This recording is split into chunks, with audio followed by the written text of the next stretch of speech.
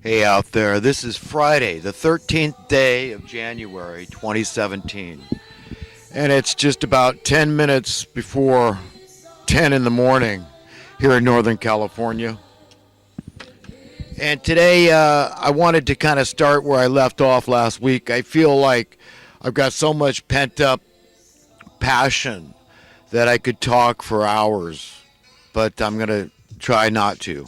But the title of the last video I made was "Crony Capitalism is just as bad as communism," and I would like to further disambiguate what I was trying to convey and impart to the listeners. There's so much confusion, so much ignorance in society, in civilization at large, that we all get our share. So I'm not above being deceived, of being ignorant and confused.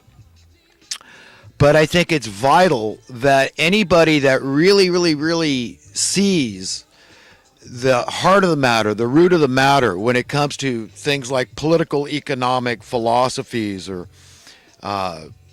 precepts, ideas, that we're being manipulated on a grand scale. Okay, fundamentally, we all have to understand that we're being manipulated from on high, the top of this pyramid we all know about, the New World Order cabal, and they're minions, they're witting minions, the ones that know that they're deceivers. They know that they are the deceivers. They don't believe they're deceived.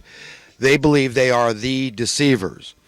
And the biggest threat to these people is when the regular everyday people start waking up, and not just a few here and there, which is very spotty, but it's got to be a movement where we all get it. We all are empowered with the knowledge that we're being manipulated on a grand scale.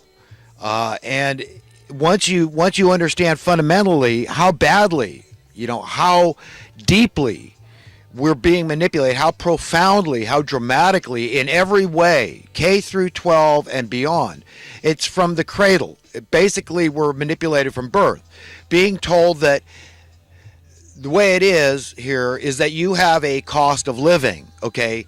And this is the established economic order that's in place. So you're not free, okay? You are property. You are collateral. That's what we're all being told. We've got to get that through our heads, that this entire so-called reality is a crock of BS, okay? That's all it is. Once you understand that, you can understand a lot. You can be empowered, for one thing. You don't have to ever be deceived by these people. You can see how they're manipulating you in the surreptitious way. They're very sneaky. They're very cunning. They're underhanded. And so they're tricky. They're dodgy. They are stealth. They act very stealthily in the way they do business and the way they get their way.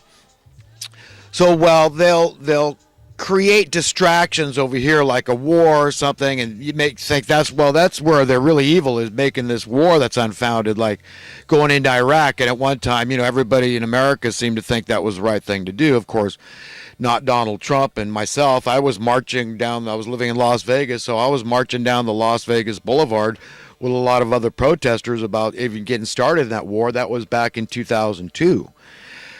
But these are all distractions, basically. That's how these people, they'll do anything. It's just anything at all, and they don't care. They've got blood all over their hands. They're bloodthirsty monsters.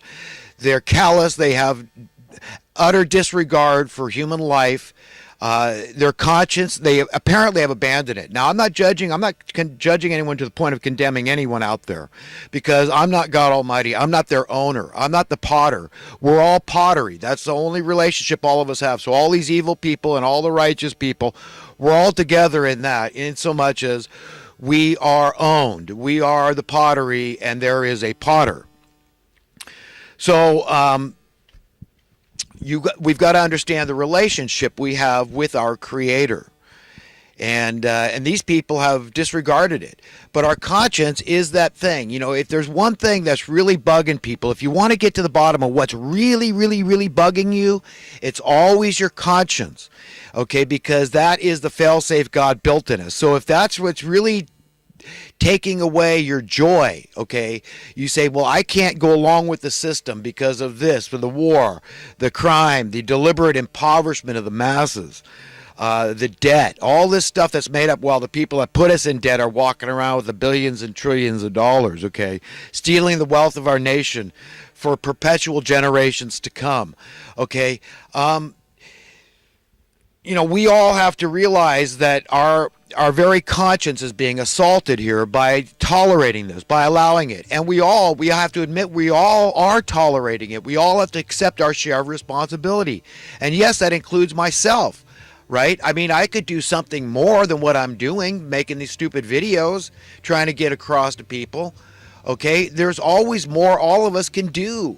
Okay, but we've got to understand the root of the problem is with these money masters. That's where their power comes from. It's controlling the money, the issuance of currency. With that kind of power, that's satanic power. That goes back to Satan telling Jesus, look, you bow down and worship me and I'll give you all this, when it wasn't even his to give. These people aren't doing anything for humanity. They're totally non-productive. You could say, well, we need capital for capitalism. This is nonsense about capitalism and communism. Okay, why they're alike? Look, all crony capitalism is a precursor. It's an ushering in of communism. Look at the similarities here. Okay, they're both totalitarian. They both take away the choice of the individual. They're crammed down your throat. Okay, they're by legislation, by law, by rule of law, whether it's dictatorial, and it doesn't matter. Okay, it doesn't matter. Just like 2008, the banking bailout, when over 90% of the American people were against that bailout, it still went through, right? What about these poor communist people? Do you think they want to be poor?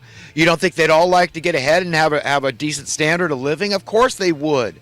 Who wants to be struggling and living in financial insecurity and fear all the time? Nobody does. Okay? Nobody does. That's how these people operate. They're persecutors. They're oppressors. And this is their main method of operation. Their main MO is through the money. This is how they glean their reverence. Their pseudo-reverence. This is how they get fear. They get us to live in fear of them because they hold the purse string. So it's no wonder that they get so many minions to go along with them. But what we've got with crony capitalism, with the disparity, the wealth disparity it's creating, does that remind you of communism? Yes. So where do these things lead? Where does perpetual debt lead? Okay, it's, you know what it reminds me of? It reminds me of that story about, you know, first they came for the Jews, then they came for the tradesmen, then they came for the whoever, you know, it goes on. And I did nothing because I wasn't of that group. I wasn't of this group. So I did nothing. I was quiet. Okay, and then finally they came for me. That's what crony capitalism is like. Okay, yes, they're swallowing up the weakest links. The poorest of poor, they're perishing out on the streets. But how soon is your time going to come? So first they devour the most abjectly poor out there. Do you understand? And then they go up a notch to the working class starts losing their behind. They can no longer pay rent. There's not enough welfare out there to support all the working class that starts going down the tubes. They're not strong enough to survive. They can't work 2 or 3 jobs. They're getting too old. Do you understand what happens here? So it keeps on enveloping and swallowing a little by a time of one group. So it's in economic classes, financial classes. And then what do you got next? You got the working class. Maybe they're a little above the labor class, lowest of low. Then you got the lower middle class, right? Then they come for you. You start losing your home. The middle class starts losing their homes. They took out too much equity, and then a loan became due, and they've had health problems, or they got laid off, or something happens. They can't pay their bills. They're homeless, and suddenly there's no welfare left for them either, and they're dying out on the streets. And the next group, and then you get how this thing goes. It's genocide happening right under our noses. They're doing this. Okay, so we all better give a damn. That's my beef. That's what's bugging me, is I'm sick and tired of regression, anti-progress being sold as progress, and everybody being too damn stupid to get it. You think it's good that housing prices are going up? Is it good that gasoline prices are going up? And how much worse is it that housing prices are going up? That's an essential human need. They've tricked you. They've duped you. They've lied to you. And you bought a lie. Stop buying the lie is what I'm telling everybody. Get it. Understand what you want. The most controversial thing Donald Trump could ever do. The biggest threat he is to all these establishmentarians, these people at the very top of the pyramid, these grand puppeteers and all the minions that come down the ladder from there that are wittingly going along with this thing. The biggest threat that these people have is that he would allow true capitalism to work. Why true capital? I make a very clear distinction between true capitalism and pseudo or crony capitalism, okay? Huge distinction. One has nothing to do with the other. It's worse than apples and oranges, okay? We're talking about, oranges and beef or something, okay? It's ridiculous. That's why crony capitalism and communism are two peas in a pod. They lead to the same place. They impoverish the masses, right? So there's fewer and fewer people that have, right? And then these people get more and more desperate and insecure to hang on to what they have and not become one of the, the fallen masses that are just utterly, hopelessly impoverished in perpetuity. Okay, that's where it leads. Figure it out. Put it together. It's like a pyramid scheme. It cannot work in perpetuity. So you get this very draconian, authoritarian government system. Very fascist, like communism, right? Shoved down your throat. Totalitarian, authoritarian. I'm thinking about going out and visiting this guy that's getting harassed. He's getting persecuted. He leased some land, and he's allowing the homeless to live on his land. Big deal, right? I mean, he's compassionate. And now he's being persecuted by the county, state, whoever, okay, government officials, authorities, right? Authoritarians are telling him he can't do this. Not telling him where, do these people or do they not have a right to exist? Then tell them where they can in perpetuity and where they cannot be roused and kicked off. You can't just kick them out. They have a right to be on the freaking planet. And that means they have a right to be in America if they're Americans, okay? Born in America, and you're kicking them off the land. They have a right to exist. You can't kick people out unless you give them a place to be, short of being a criminal. And that's what a lot of people vie for. They say, screw this, man. I can't deal with this. I'm getting 3 hots and a cot. I'm going to die out in the cold. The temperatures are freezing. God, it's so horrible.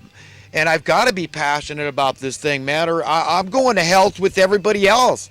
Okay, we've got to get it. We've got to get how we've been tricked and continue to be tricked. Please, when I hear very intelligent people, smarter than me maybe, but they're just not getting this one point about what I'm trying to make. I heard Owen Schroyer parroting what Leanne McAdoo and Margaret Howell had said about, blaming wages for inflation in Venezuela. And I'm thinking, my God, please, folks, please get a clue, okay? Get a clue.